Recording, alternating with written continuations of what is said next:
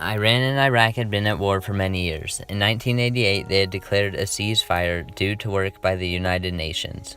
By 1990, they still had not come to an agreement about a permanent peace treaty. Ministers met in Geneva in July of 1990 to try to work out a deal. It looked like Saddam Hussein might be willing to return the land that Iraq had held for many years.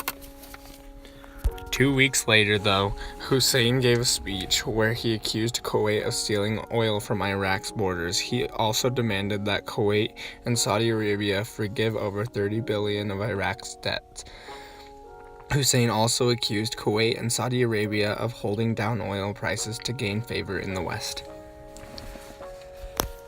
Hussein also claimed that Kuwait was not an actual country and that it had been illegally carved out of Iraqi land by Western colonists. Actually, Kuwait existed before Iraq was created by the League of Nations after World War I.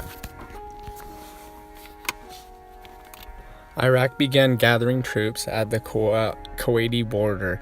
President Mubarak of Egypt tried to set up negotiations between their countries. He was likely trying to keep the conflict within the region. After only 2 hours, Hussein broke off negotiations and on August 2, 1990, ordered the invasion of Kuwait. It is likely that Hussein was hoping that the other nations in the Gulf region would either do nothing or try to handle the conflict on their own without involving Western powers. 21 members of the Arab League met and 2/3 of them condemned Iraq's actions and looked to the U.S. and NATO for help. President Bush, along with leaders from Great Britain and Russia, condemned Iraq's aggression. On August 3rd, the United Nations Security Council demanded that Iraq withdraw from Kuwait. On August 8th, Iraq annexed Kuwait, calling it Iraq's 19th province, and the U.S. Air Force began arriving in Saudi Arabia.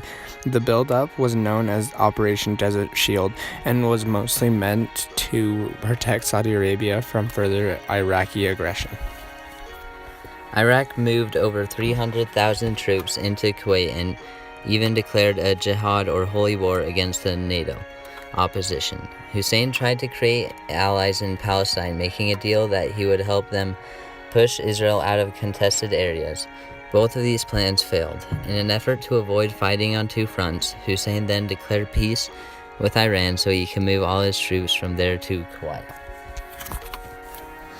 Just over 3 months later, on November 29, 1990, the UN Security Council authorized the use of all necessary means of force against Iraq if it did not pull out of Kuwait by January 15th. By the date of the deadline, there were over 750,000 coalition forces ready to invade Iraq and push them out of Kuwait. The coalition was made up mostly of U.S. soldiers, but also had representation from England, France, Germany, Japan, Saudi Arabia, and Russia. Iraq was supported by Jordan, Algeria, the PLO, Yemen, Tunisia, and Sudan. Iraq did not leave Kuwait by the deadline. On January 17, 1991, Colin Powell, the first black chairman of the Joint Chiefs of Staff, ordered a massive air attack to hit Iraq's defenses, communication networks, and weapon plants, dropping over 100,000 bombs. Oil fields and refineries were also attacked. Operation Desert Shield was transitioned into Operation Desert Storm. Due to superior weapons and numbers, most of the air raids were a great success. Smart bombs, stealth fighters, cruise missiles, and new technology like bunker-busting bombs were very effective, and the Iraqi Air Force didn't have many answers. One tactic that Hussein tried was to attack Israel to try to get them to declare war. Hussein likely thought that if this happened, other Arab nations would come to his side. Israel did not attack. That plan did not work. By February, the air attacks were directed towards the Iraqi ground forces, and on February 24th, Operation Desert Saber was launched, with troops moving from Saudi Arabia into Kuwait. The coalition forces surrounded the Iraqis and liberated Kuwait in about 4 days. At the same time, other forces came into Iraq from over 100 miles away to destroy their armored reserves. President Bush declared a ceasefire on February 28, 1991 to end the Persian Gulf War.